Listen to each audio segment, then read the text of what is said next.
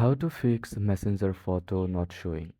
First of all, open the Messenger app on your phone and make sure you are connected to a stable internet connection. After that, check if your app is updated to the latest version by visiting the Play Store or App Store and tapping Update if it's available.